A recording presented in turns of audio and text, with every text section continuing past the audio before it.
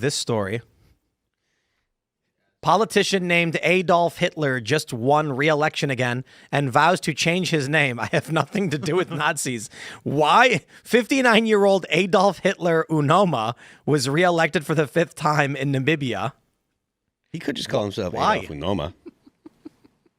Where is this stupid article? I read it a long time ago. 59, so what does that mean? 1967, his mother just decided, like, yeah, Adolf Hitler, there's no historical context here. I'm just in the middle of Africa, and I don't know, where is this? Namibia, I'm in Namibia. And oh, wait, I actually believe Germany colonized Namibia. Correct. In the first scramble for Africa. Correct. So Did he get elected with that name? He won re-election. Look, he won man, election. No, there's a history of Germans in Namibia. German West Africa. Yeah, so I think there's more of a. Never mind. Hold on 1 second. There's more. There are parts of the world that don't look at Adolf Hitler as anyone more nefarious than any other dictator in history. Yeah, but they're not naming their kid that. How do you know? Obviously they are. Obviously they are. And he's winning. He's winning. I guess this is why Namibia is going to stay irrelevant. Why was he named that? There's bars. That, Country. there's bars that have like Nazi. I think there's an Adolf Burger that has like Adolf Hitler themes. Yeah, I'm just going to be honest. I actually don't give a shit. I play into the tropes because it gets a little bit funny sometimes. But yeah, hey, go for it. He does look tough in that pic, though. The real Hitler looks a lot tougher, though. Well, I mean, in that pic. Yeah, and with a lot more swag than our new age. The new age Adolf Hitler with the what is that? 3 chins. Oh, it was a documentary. Meet the Hitlers. Yeah, it was a bunch of unreal people whose last names were Hitler. They were interviewed, including a guy who said his family had the name since the 1700s, and they refused to change it. Why should I have to change it? I mean, it's fair points. What do? If Hitler like Cafe in Indonesia. Is there? It's a real thing, yeah. There's in Chicago. There's a bunch of buildings with swastikas all over them. All Indian. And no, it's because it's American. Oh. Because back in the day, people loved swastikas. And about a mile, like in my neighborhood, I'll just put it like that, about a mile from where I grew up, or in my neighborhood, about a mile from where my house was. There's a building. I don't even think it's a mile actually, and it's like a 2-flat, and on top there's a very obvious swastika, and they hammered in wooden blocks to make it look like a square. But it's very obvious they're wooden blocks, and it's a brick swastika built into the structure.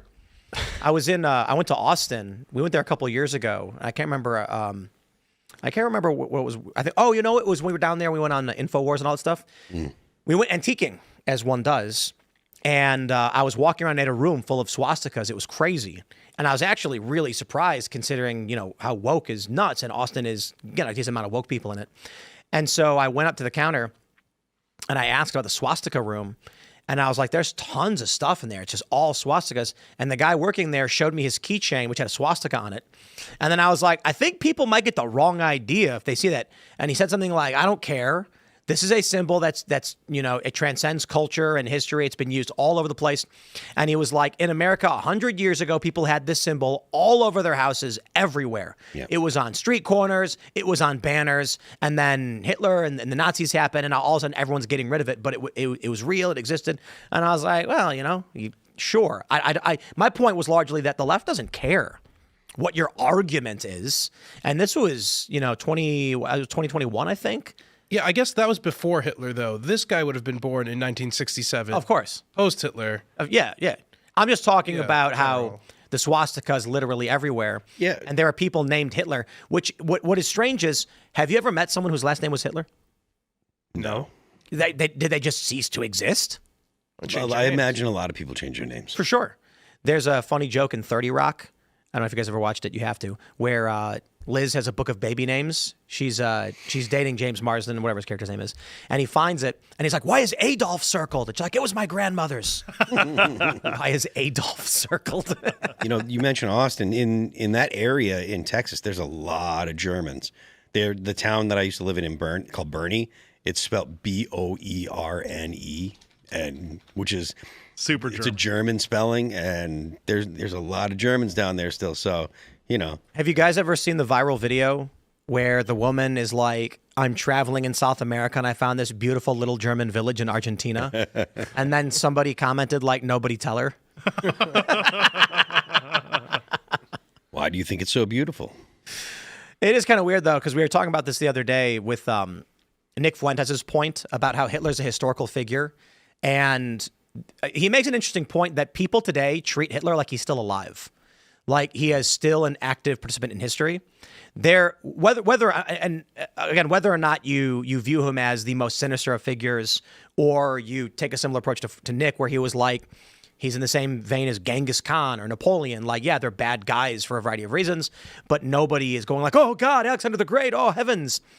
There is going to be a point where, and I think you see it with Gen Z, especially with Nick's audience, they don't look at Hitler the way, look, my grandfather fought in World War II. So this is a world leader active. I'm a child. My grandfather's telling me about a person he experienced. Gen Z are moving away from that.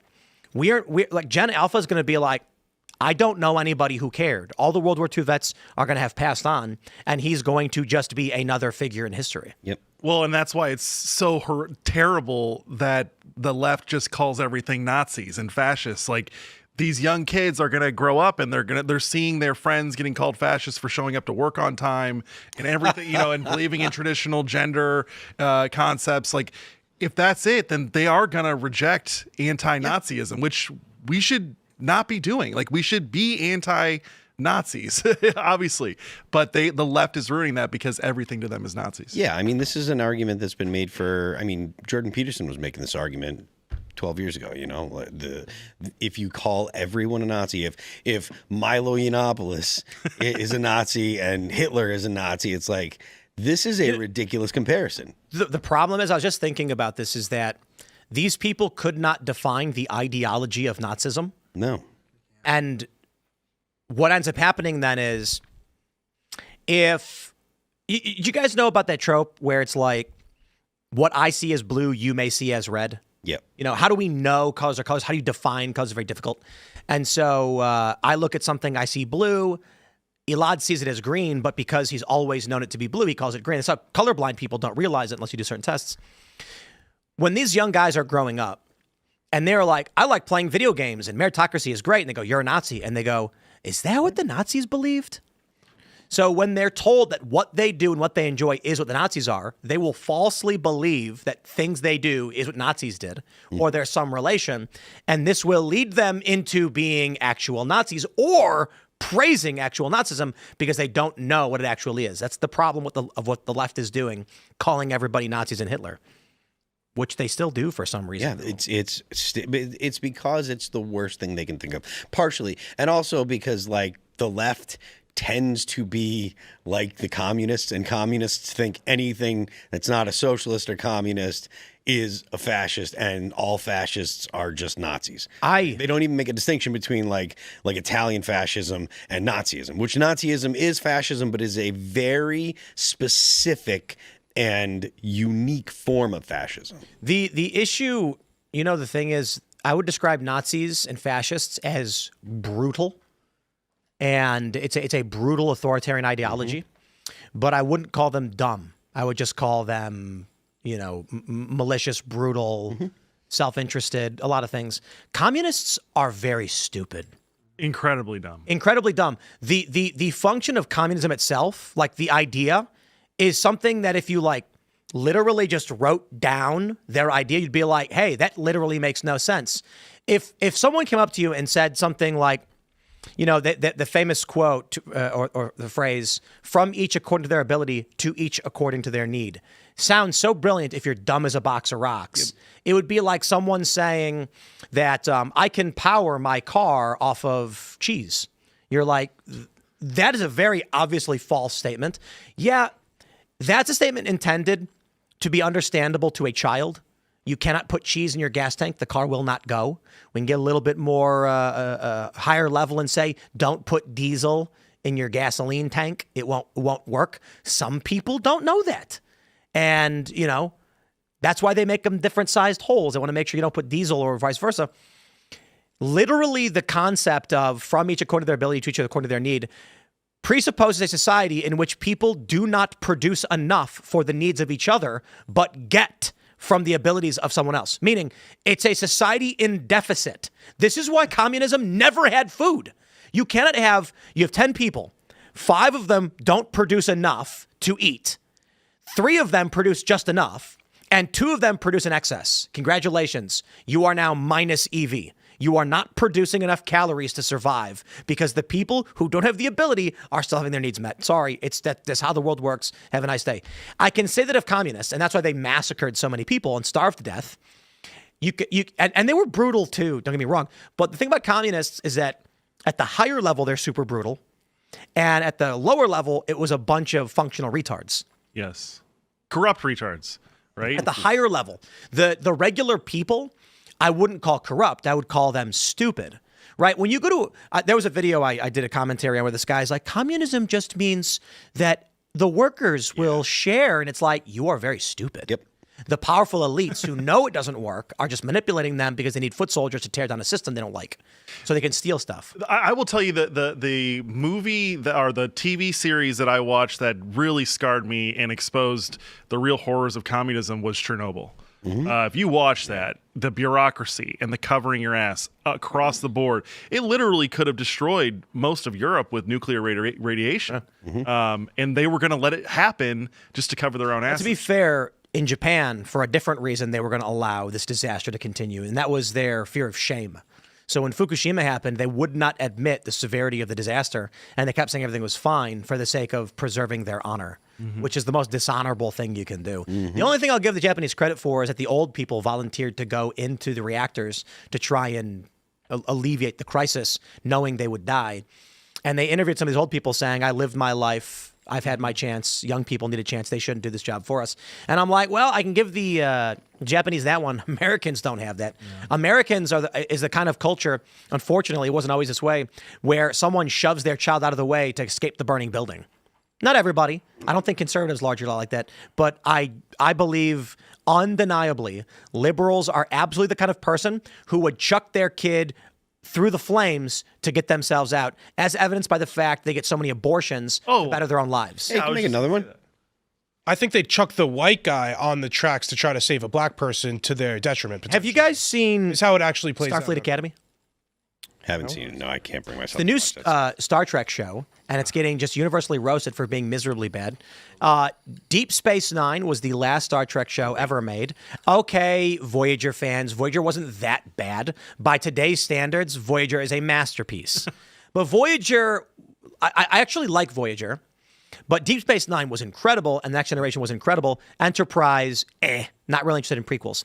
Starfleet Academy, this is important, okay? If you're not a Trekkie, that's too bad. You need to understand this cultural reference. It's very important. Star Trek The Next Generation was liberal pipe dream BS. I really, really do recommend you all watch Star Trek The Next Generation. I am not kidding. Some of you may not care for sci-fi. The point of the show is they proposed a futuristic liberal society and the show is under naval military tradition. So there are a lot of things like with replicators. They can produce whatever food they want. What does this ultimately become? And it was not, as the communists claim, communists. They still had Federation credits. There was currency used to trade with other cultures and societies. Within the Federation, replicators could give you whatever you wanted, but they still owned property. Literally, Picard had a vineyard that his family owned for generations. Deep Space Nine, incredible. And this is the stuff I grew up on. Proposed what would happen to a liberal society, high and mighty at peace, when it was confronted with war. And what do you get? Benjamin Sisko, the commander of the Deep Space Nine space station, false flag kills a senator from a rival species, let's just call it country, to trick them into joining the war on the side of the Federation. It is one of the greatest television shows ever made, and it doesn't get near as much credit as The Next Generation does. But the gist of it is this. Captain Picard, The Next Generation, loved, it was this image of, we are a great and noble society, and we've created this beautiful liberal system, and then they go to war. The Dominion shows up, starts massacring, and they're losing the war. So Sisko conspires with another guy he didn't know this was going to happen, but the general idea is they blow up a ship carrying a Romulan senator tricking the Romulans into thinking they were attacked by an enemy, the Dominion, to force them to join the war on their side. This is how politics works. And he's the commander who's trying to uphold these liberal values, saying they're not real in a time of war. We will die. We are being crushed, and we will do whatever it takes to survive. And that was kind of the wake-up call to these people who grew up in this liberal society thinking this is how life can be. It's so perfect, but they're not realizing the only reason it's perfect is because we blow people up around the country, around the world to enforce the petrodollar, the neocon vision of people like Elaad and John Bolton, saying it is because we invade these countries, blow them up, and put the gun to their heads, you can pretend you live safely. Barack Obama, the Democrat, blew up children and young men, and when they called him out for killing civilians, he said, well, they're military-aged males, so it doesn't count. This is the reality of the machine, and that's why Deep Space Nine is so incredible. Now to the main point. When you said they would put a white guy in the train tracks to save a black guy, Starfleet Academy is the new woke garbage show. Everybody makes fun of all the new Star Trek shows. They're trash. However, despite the fact that in the new show, they say the Federation is evil, they constantly are just insulting men. Like, a component of this show is the women are always telling the men they're wrong, and the men have to accept it. Oh, God. Except Benjamin Sisko. He's black. They gave a whole episode. I'm not kidding. There's a whole episode in the new show where they're going to the Museum of Benjamin Sisko, talking about what a great man he was and how he did such good things. And it's laughably insane because, the only reason it was funny. I was watching Nerdrotic. Shout out to Nerdrotic. He's like, the one time they're not insulting and condescending to a man, blah, blah, blah. And I'm like, but he didn't point out in his breakdown that the reason why was because Benjamin Sisko was black and the writers are super woke. So they were like, if we're not going to praise Janeway, even though she's a woman, she's white. Picard's a dude. Kirk's a dude. I mean, Riker was a dude. They're all white dudes. But Benjamin Sisko, he's a black man. He gets all the praise in the world. The annoying thing about it to me, for the most part, is Benjamin Sisko, I actually think, Picard's my favorite. But Benjamin Sisko is real close because I absolutely love that episode, that show, showing this guy confront the realities of their liberal dream that didn't pan out when war came to their doorsteps. It's also why I like the reboot film, Into Darkness, although I'm not a huge fan of the reboot movies. The premise of it was they discover that there's a black ops militarization happening in Starfleet, and they find a dude is making massive warships.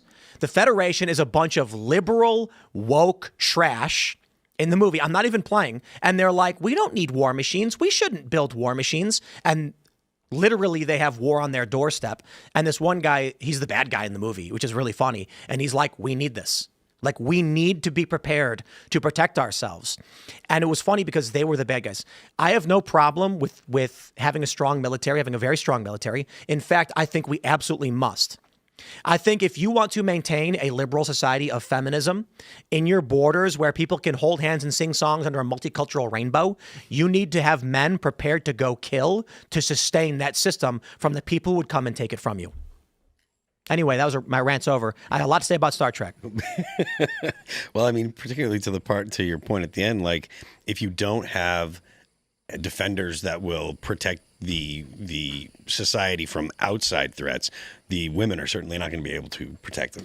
And another component of this is, I don't know if you guys saw the what was it? There's a viral video, and you might know this, Terry.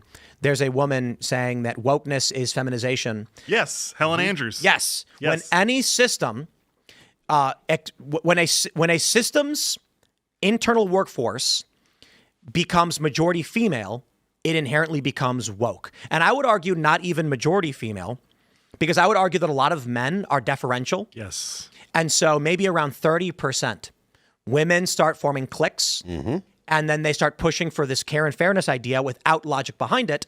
They, the great quote she had was James Damore's paper arguing that maybe women just don't want to, at the macro level, work in this industry. They didn't argue whether he was right or wrong. They argued that he hurt their feelings. Yeah. And that is the female approach to it.